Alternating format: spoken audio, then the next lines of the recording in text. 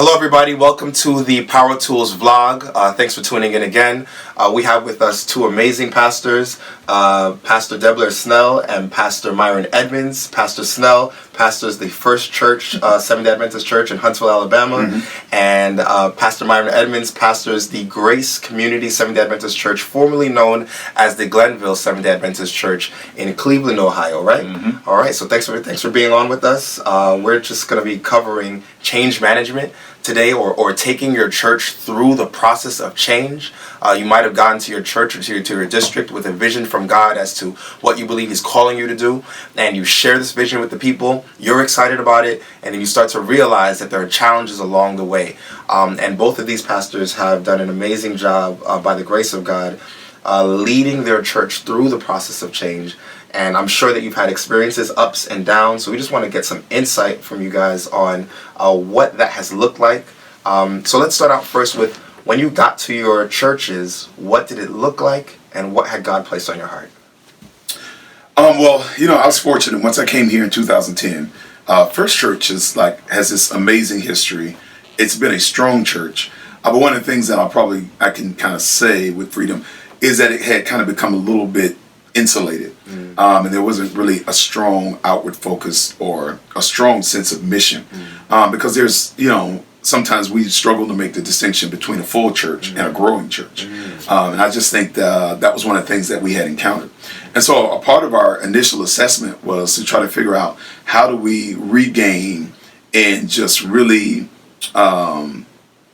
help the people in a very pervasive way regain that sense of mission, that sense of a burden for lost people, without them feeling like we've lost a sense of our own identity or who we've been in the past. And so, it's been a great church. They've had great leaders before me for a long time, but I think it was just really turning the corner and getting that strong sense of mission back at the center of everything. Gotcha, thanks. And what about you?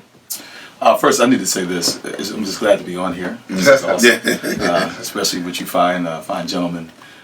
Snell and I actually go way back. Way back. Sweet mates. Yes, sir. And roommates in seminary. At Wow. Okay. So, no, actually, I say that to say this. I think, I want to start back, I want to go back a little further.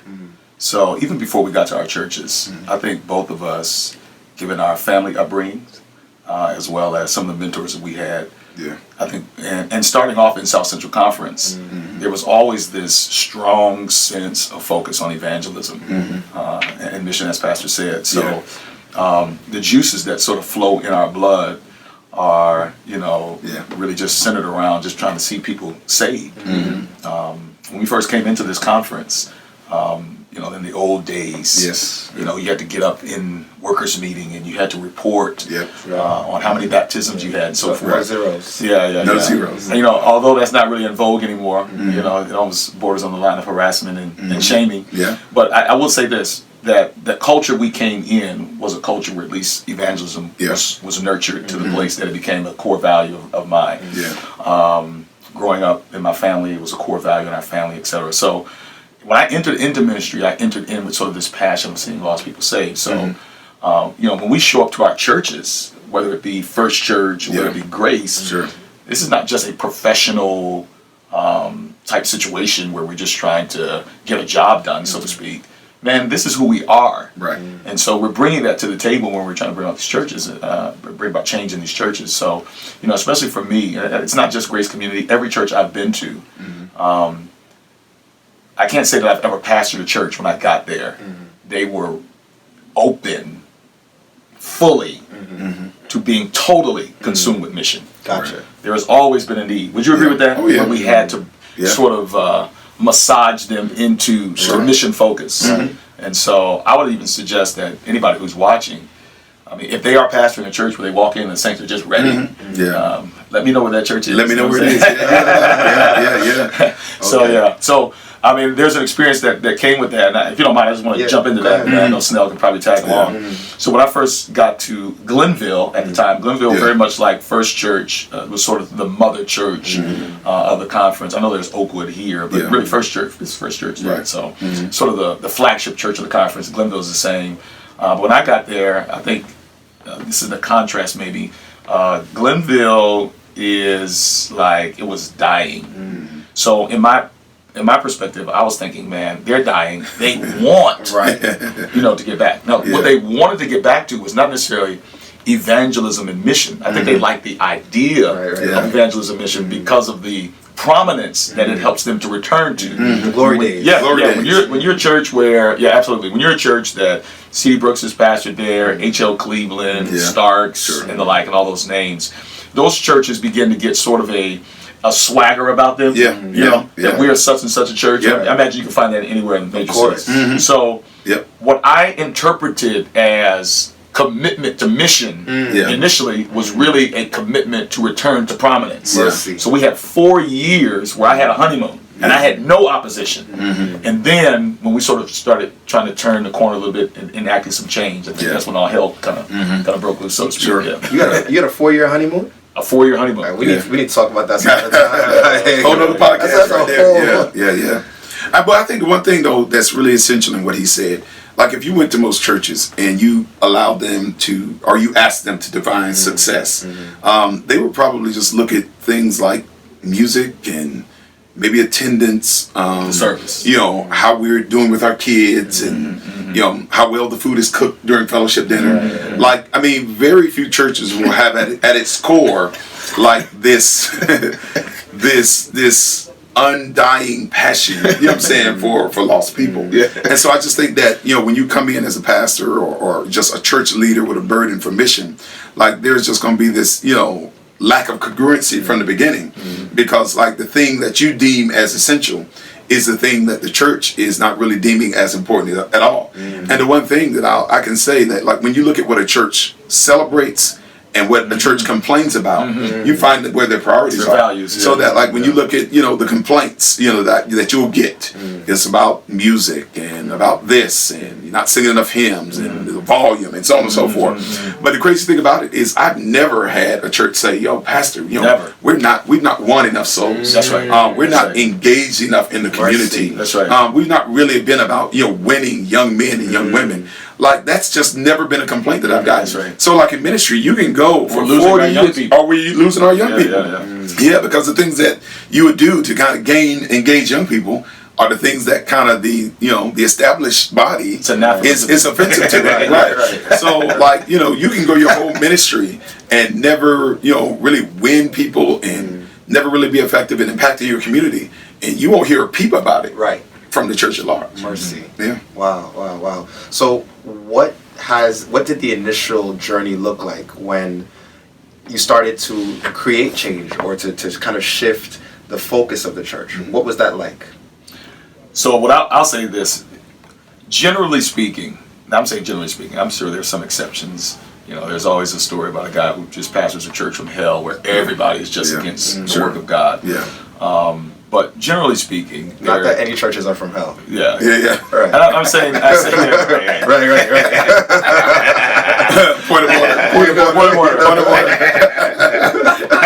But it's funny, you hear these war stories sometimes of these pastors who pastor these churches, and the picture that they paint is that everybody, man, everybody is a problem, and everybody's against. Okay, that hasn't been my experience. My experience has been that I've never pastored a church from hell, so to speak, but I've pastored churches where you have a small group of people who have major influence in the church, and you have a sort of a silent majority that just simply follow along. So what inevitably will happen when you start trying to push the mission agenda is that you're going to end up rubbing the sort of the leadership brass the wrong way. And sometimes the leadership are not necessarily people who have positions.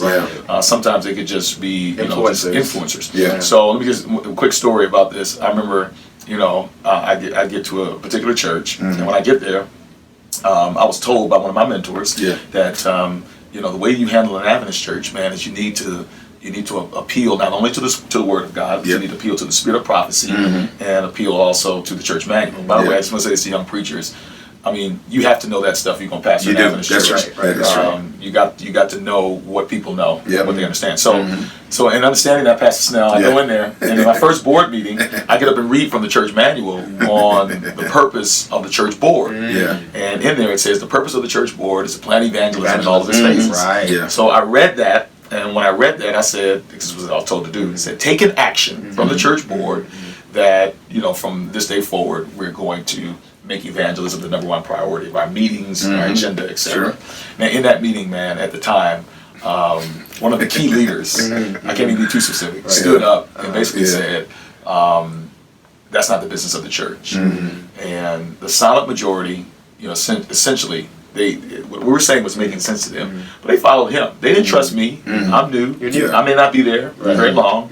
So and here's the thing, even if it's the word of God, even if it's the manual, even if the spirit of prophecy speaks to it, even if it's just a straight biblical principle, sometimes people will more likely follow leadership than they will follow the principle. Sure. And so what I realized, I had to somehow, I'm trying to find the best word to say this. I had to neutralize the leadership, because the people weren't following the word, so to speak. They were following the small group of leaders. Does that make sense? So you kind of have to neutralize the leaders in order to be able to move forward the agenda of Christ in the church. So that was the initial pushback. The initial pushback was a small group of people who had control of the church, and they just wanted to keep things the way they were. Because it benefits them. Benefits them, right? Okay. If I could just jump in on that too, and I think though the point that you're making, that's why it feels like sometimes everybody's against you. Yeah, it does. Because you have this power group, but then you have this large majority that says nothing. That says nothing. And you feel like you're on an island. Right. And it's kind of a difficult terrain to be able to navigate. But the thing I wanted to just kind of jump in on what he said was, sometimes when you step in, you got to be able to make a difference between changing customs and changing a culture, because I think sometimes we'll come in and, especially as a young pastor, you want to implement a praise team, and maybe they used to walk from the side into the church, and you want to change it. You're going to walk down the middle to the church, or maybe you want to take all the furniture off the front, and you want to sit on the front row as opposed to having everybody sit on the front. Like all that stuff. Those are customs, and it's surface, and you can do that stuff like within the first 2 or 3 weeks, and you can feel like, man, that you're making progress and you're making a checklist. But the thing about it is that even if people consent to early custom changes, but the culture hasn't changed, and the level of change hasn't become pervasive and centered on mission, eventually there's going to be a resentment that builds, through that little honeymoon phase, but eventually it's going to come for you. And so I think that, even as Elder Edmund talks about, Myron talked about the fact that there was initial resistance. Essentially, though, you still have to call them back to the word and to right principles in the spirit of prophecy, because that's where change begins to happen on a heart level. And the thing that I would say, even to young pastors who are listening, change is hard. I mean, it is uncomfortable. People don't want it. And even if people, you come and you're young, and we've been waiting for a young pastor, and we want change. No, they don't. No, they don't. They do not want change. It's not true. Done it already. They would have done it already. Show me where that church is. Yeah, show me where it is. I'll volunteer for it. Yeah, absolutely. But one of the things I've learned, and it's been, I'm a lay person. Meaning we were baptized. My family's they're lay people. So. And one of the things I had to realize is that change is uncomfortable for them, because when you come into an Adventist church, you're all discipled in some way, not just theologically, but procedurally, right? So that if you're a deacon, you do this. If you're a deaconess, you do that. If you're an usher, you do this way. And it's funny because when we bring people in, we don't just teach them, okay, this is just the procedure or the way I like it done. We raise it to the level of a spiritual standard. So like, let me give you for instance, like I remember we just recently, when we moved into our new building, we changed the way we pass out communion trays, do communion. So we have the prepackaged kits. We pass the tray down, and everybody picks it out. The bread and the wine are all together. And it's funny because I had a deaconess. You're not doing every other row. Not doing every other row, But I had a deaconess where, it grieved her, because in her mind, like, only the ordained or commissioned deaconess are supposed to touch the tray. And it's funny because in my mind, I'm kind of like, okay, is that in scripture? But for her, it was a real matter of conscience. And so I think that's where that we have to realize change is very slow. It's a lot of teaching. It's a lot of reinforcing. It requires us to say things again and again that we feel like we shouldn't have to keep on saying. But because we have to remember, we're dealing with sheep who've been brought in under somebody else's vision, trained and discipled along a certain different paradigm. So they've been taught certain things about how worship is supposed to be, what's appropriate from dress and so on and so forth. And you're coming in, and it's almost kind of like you're indicting the way they were brought into the church. The person. Yeah, the person. It's personal for them. Exactly. And that's why you have that dissonance. Don't tell me he taught me wrong. That's right. Saying. Yeah. And so that's what you're up against. Yeah. And so that's why that's why it's so intelligent what Jesus said. That's why it's really difficult to try to pour new wine into old wineskins. Mercy. The two elements are going to always be at odds with each other. Wow, very interesting, very interesting. There's a book on change management by Harvard Business Review, and it's a compilation of 10 articles on how to manage people through the process of change. And I think a lot of times people think that if you're changing, you're only changing things, and that you don't really have to manage people through that process. Absolutely. I want to just kind of pick your brains on what that experience has been like in terms of managing congregations through the process of change, especially helping people. Is it important to help people feel safe through the process of change? Yeah, I mean, this Snell actually brought this about earlier. No, I mean, so safe is relative, but I do want to say this. Yeah. I think we have to look at change beyond the scope of the things that we can see. And I think that's what Snell was really trying to get at. And I think that's a really important message to send. Yeah. I think sometimes people will see maybe something that I'm doing or that Snell is doing. Right. And they will say, okay, these guys are progressive, they're doing it for this reason, and it's kind of easy. Yeah. Right. They're seeing the fruit. They're seeing the fruit of it, and they don't see what happens behind the scenes. Yeah. But I'll say this though, is I think the work of change is definitely a relationship thing. It is. And it's winning people, and it's generally winning them one-on-one. You're not going to win everybody, Yeah. but I noticed that the trajectory of things began to change in my church when we started populating new people. And this is back to what he was saying in terms of new wine and old wineskins. And at some point, you're going to have to do the hard work of discipleship and start discipling people into the change that you want. Now, let me just I want to keep emphasizing by saying, because every time you hear change, people are only thinking about surface things. We're not talking about worship practices. Yeah, that's right. We're not talking about, matter of fact, all those things are simply a result of fruit of our desire simply to reach people. And if we use worship as an example, what we're saying is like, we're not going to have a worship service that caters to us when we have a neighborhood that it may not appeal to. Right. If I got nothing but country music lovers in my neighborhood, then we might need to adapt our worship service. So I'm not changing because I think country music is cool. I'm changing because I feel like the people in this community would be attracted to that, because that's our mission. We're trying to reach them.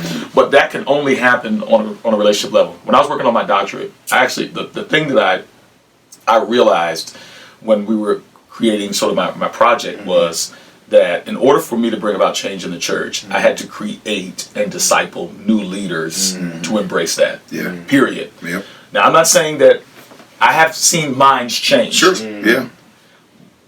But I haven't seen as many minds change as I've seen people from the silent majority move from the silent majority into influence and leaders. Sure. At least that's been it's possible that you can have a brass of leaders and that the majority of their minds change. I've not seen that. And I don't know how. I'd be interested to hear how that happens. Sure. But sometimes the leadership team that you have that's generally in those positions are people generally who are a little older in age, especially in Adventist churches. They're pretty much set in their way, and you just get there. And so if you're not there, which this might be another point of the conversation, but I'm talking about relationships. But if your relationships take time, but if you're not there long enough to win them personally, you're less likely, no matter what you're selling. And listen, you're simply just selling, look, we're trying to reach people for Jesus. It doesn't matter if you don't win them on the level of relationship.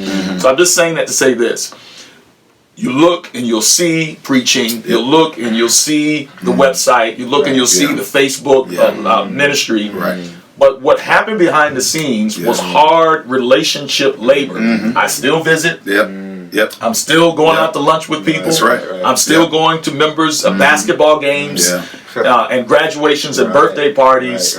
And that's critical if I'm going to win them for the ultimate purpose. I don't think it's political. It's not me trying to, have an ulterior motive. Discipleship. Yes, absolutely. So I don't know if that makes sense. That's The relationship piece. And can I add into this to the discussion as well? Because I think one of the things that we have kind of gotten away from, because I think how like in the streets they say like game recognizes game.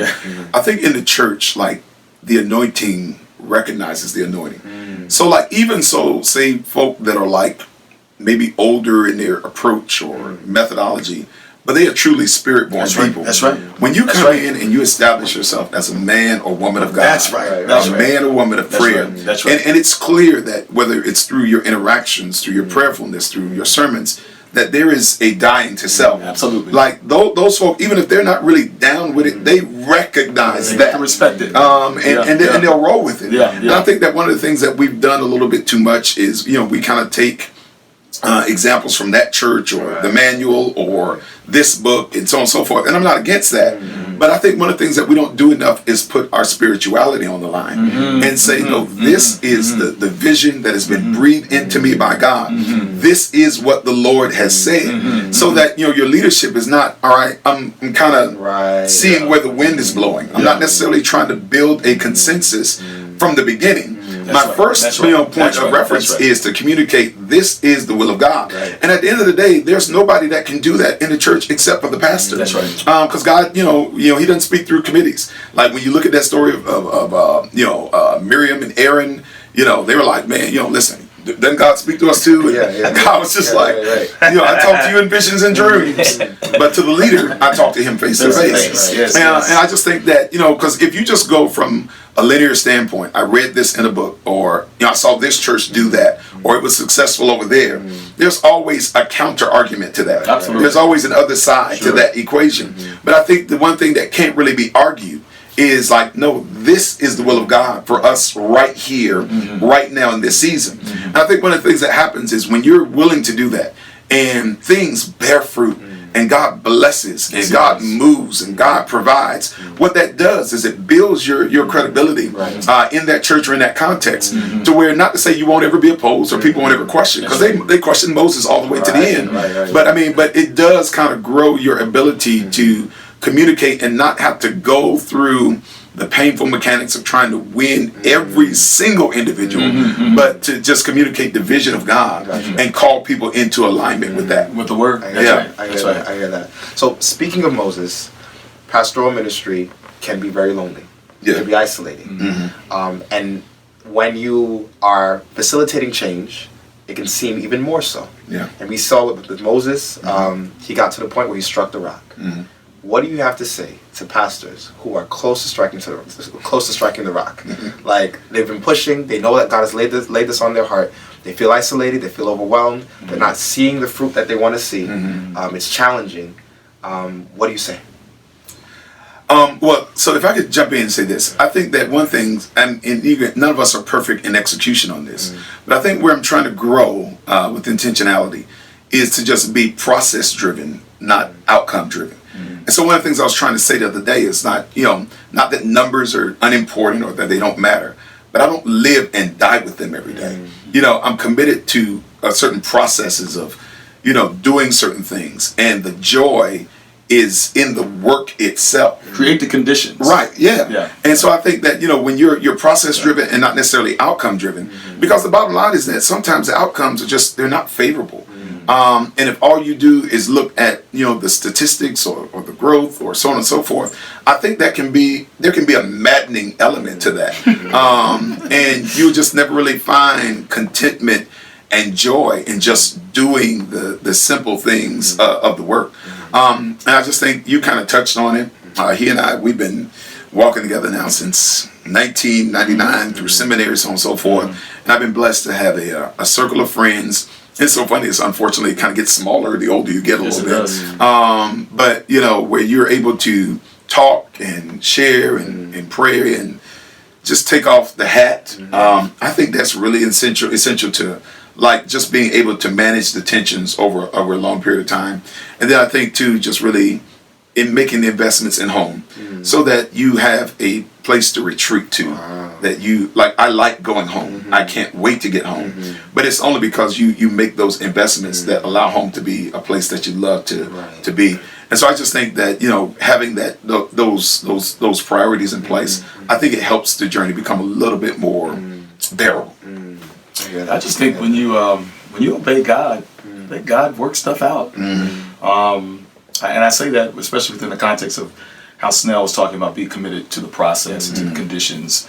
I remember when I first got hired, and I had a conference administrator say to me at the time, that I would be in trouble if I was babysitting my kids. So basically the word was, you need to do your job and don't babysit your kids. At the time, my wife and I made a commitment that we were going to place our family as our number one ministry. That I was not going to send my kids to daycare.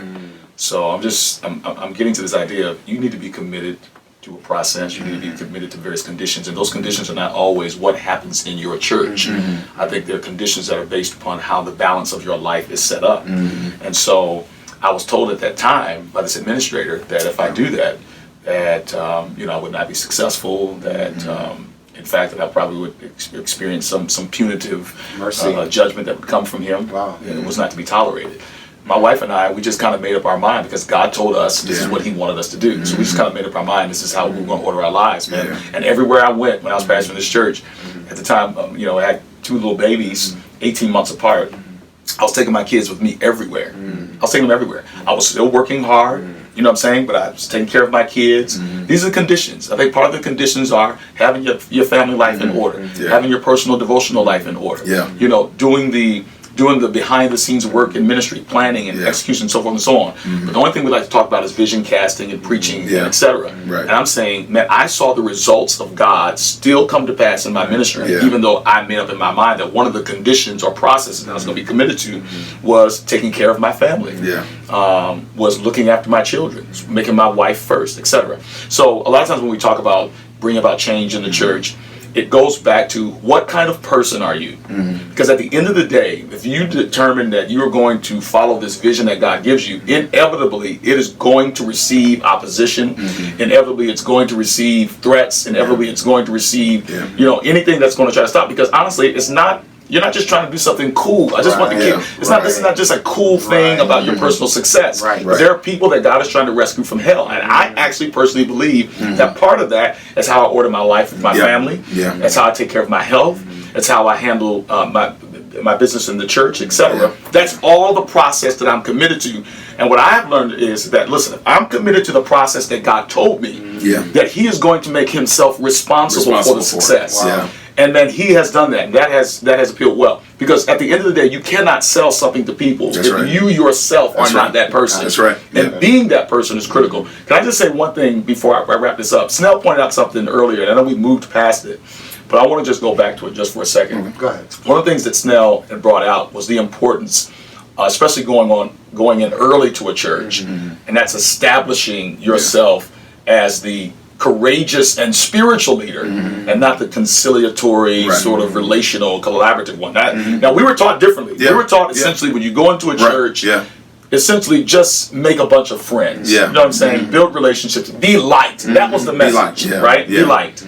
Almost observe for like a year. Observe for like a year. No. But the word of God has already spoken what our responsibility is when we get in there.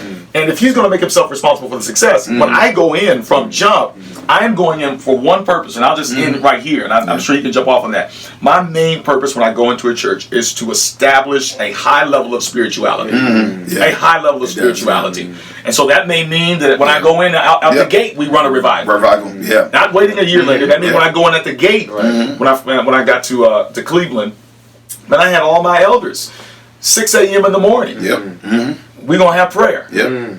When I was in the church previous to that, we had 5 a.m. prayer. And look, I'm not necessarily the most morning person, but what I realize is I've got, in order to see where this church is, I've got to raise the temperature on the spiritual level to see what we've got here. I think that's the first thing that should happen in terms of setting conditions and so forth. Family, we talked about those other things, but especially when you first jump into that's absolutely.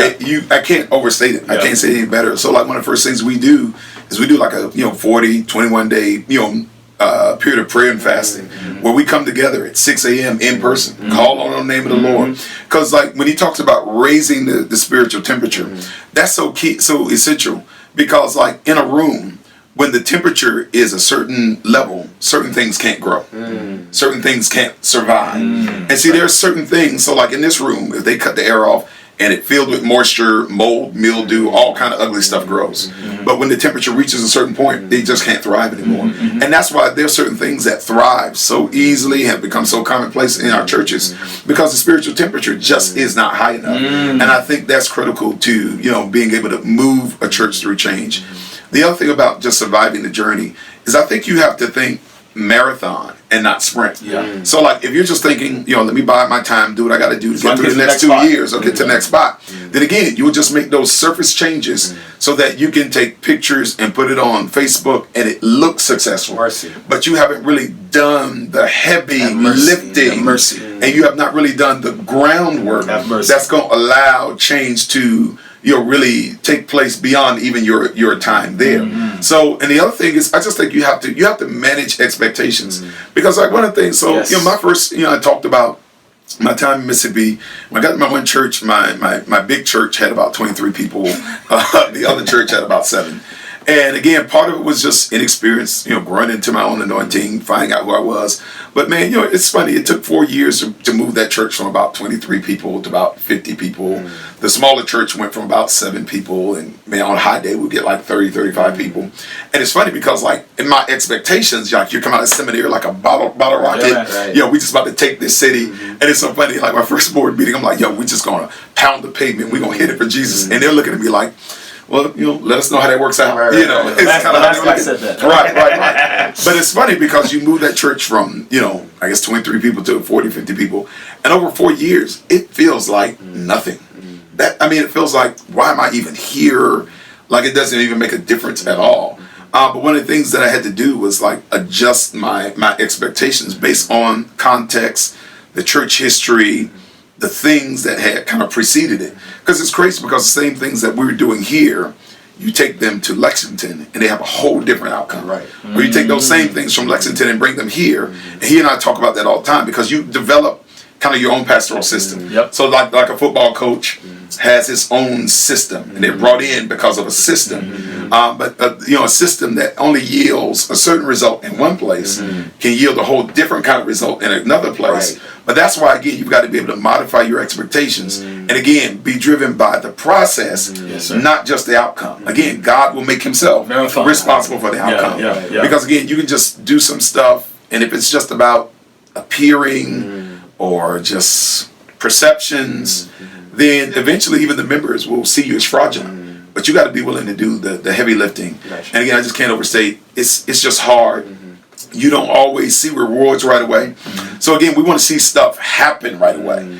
But that would be almost as foolish. And that's like when Jesus gave parables. He used agriculture as like his point of reference.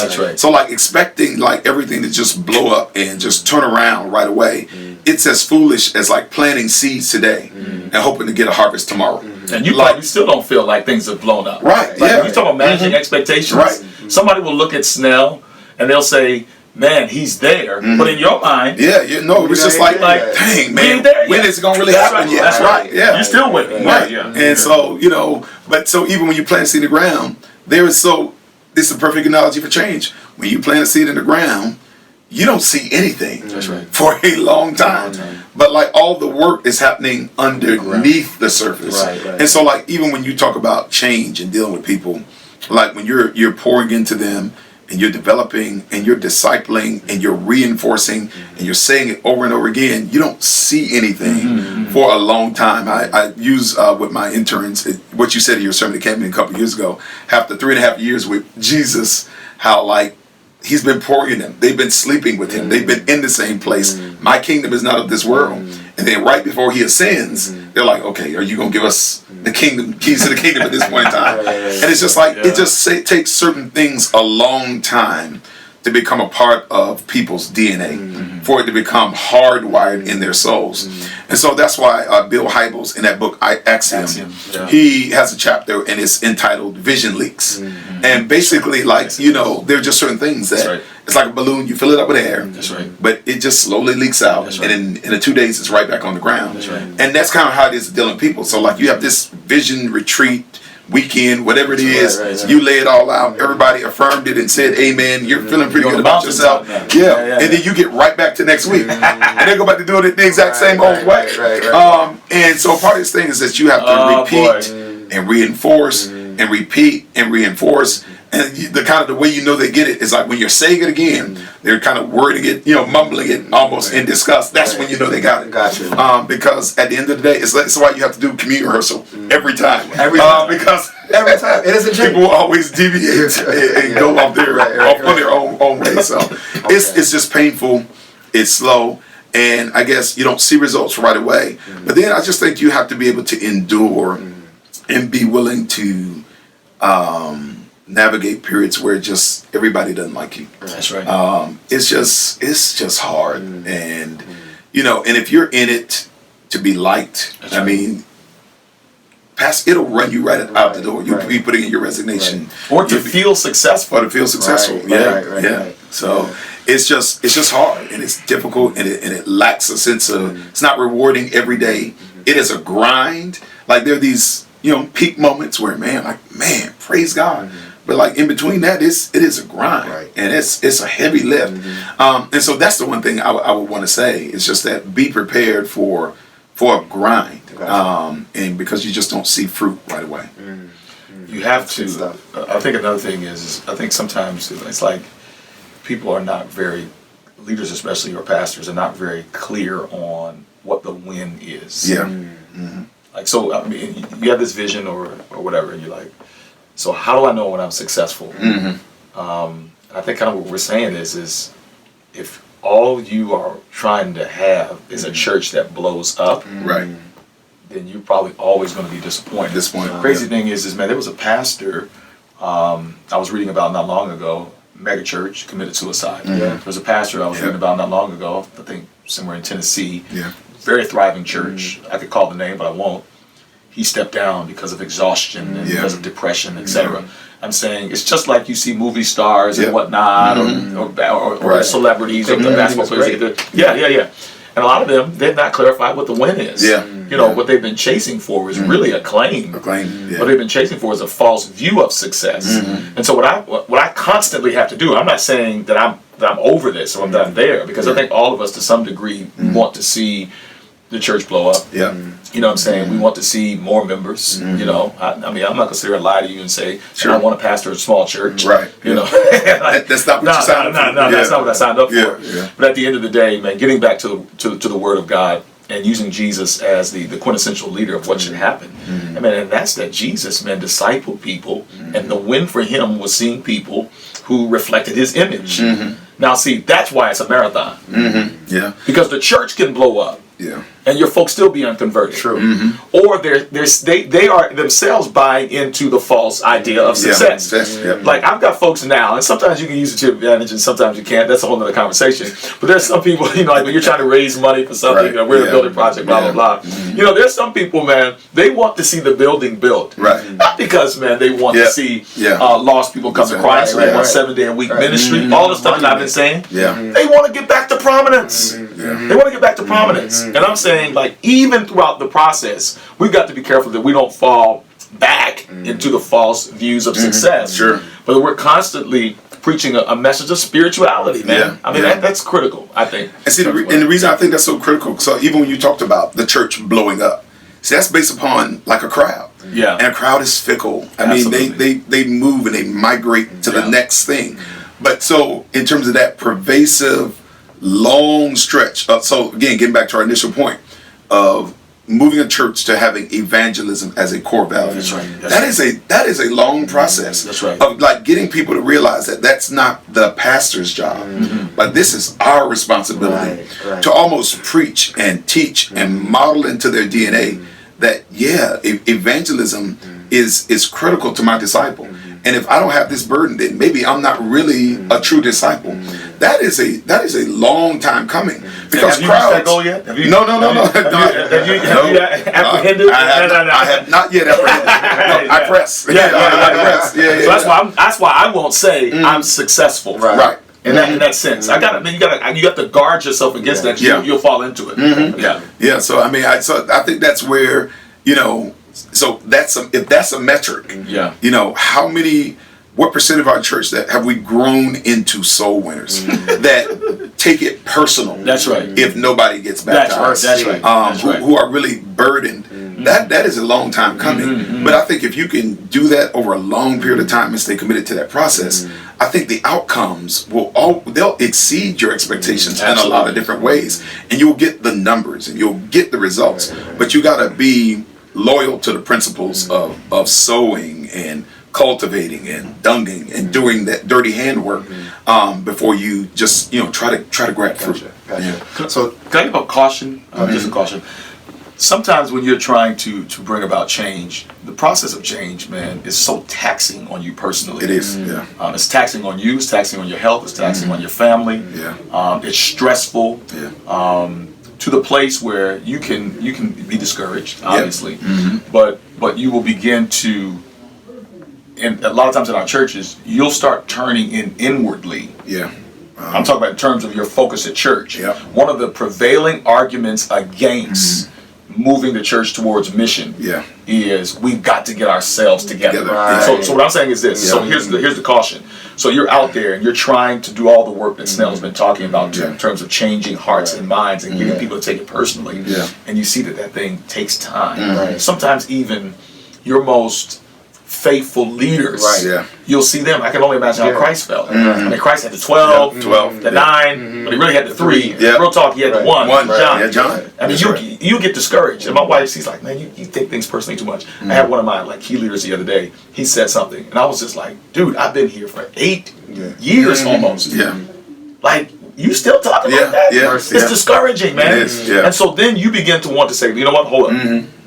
Let me just gather in. Let's insulate. And let me fix the people. Right. But no, that's not why you came there. Not only are you trying to get them to get the idea and the concept of mission and evangelism, but you're also supposed to be pushing that thing. Don't ever get to a place where you're so discouraged with the outcomes that you're experiencing that you don't keep your foot, or your face like flint, as they say, or your head to the plow, your hand to the plow. Then you got to stay in that thing, man, because it will be discouraging and it will tempt you to go inward. Start being insulary and fall back into the trap that the church was in when you got there that you were trying to pull them out of. That's right. Yeah. And I think to do that, you have to kind of stay focused on the mission. Absolutely. You can't spend a whole lot of time at your peripheral vision trying to compare with what Myron is doing or with what somebody else across town is doing.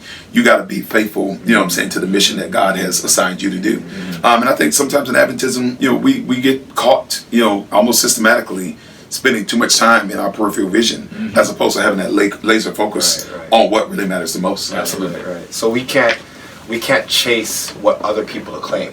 They claim the results or the fruit or the things that we tend to deem as success. But you're saying that we need to take a deeper look in terms of changing churches, helping people change, and also just how we take care of ourselves in that process as well. Oh yeah. Okay, so you guys have unloaded a lot of information. I'm sure everybody's going to need to watch this a few times.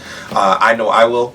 And just to wrap up, I wanted to know if you could just recommend maybe a few books, maybe either from the Bible or that you read in your personal time that can help people, help pastors grow in the process of changing churches and changing themselves. There are a couple things that come to mind, and this is not like a how-to book, but Batterson, he wrote a book called "In the Pit with the Lion" on a snowy day. That's awesome. And it just kind of helps grow your courage, because I think one of the things, with anything in leadership, one of the things, you just cannot lead afraid. You cannot allow half of the space of your mind to be eaten up by how it's going to work out. And so I think it helps grows your courage. And something I read a little while ago, the late great Miles Monroe, he wrote a book called The Power and Principles of a Vision. And he really puts it in plain language and helps you to understand it in a way that you can implement it. So I've read a lot of books on vision, but I'm kind of by the time I finish reading, I'm like, I still don't know what to do. Right. But that book kind of helps you really, or will help me have a sense of, all right, this is what I need to do next. So those are some things that have helped me recently. Power and Principles of a Vision that helped me kind of starting out. Sounds good. Sounds good. Deep and Wide by Andy Stanley. Oh yeah. That's good reading. Yeah. There's a non-Christian book that I want to recommend. One thing that we obviously didn't talk about, but I think it kind of oozed out just in our conversation. Man, we work hard, man. Yeah. Listen, it is. We work hard. And then we get asked, "What do you do during the week?" What do you do during the week? Yeah. No, we work hard. I mean, I'm not. I mean, I find moments of rest, but for the most part, what I struggle with is balancing family time, balancing my own personal time and stuff like that. Because we're out there grinding. We're driven people. And I was so sad, man.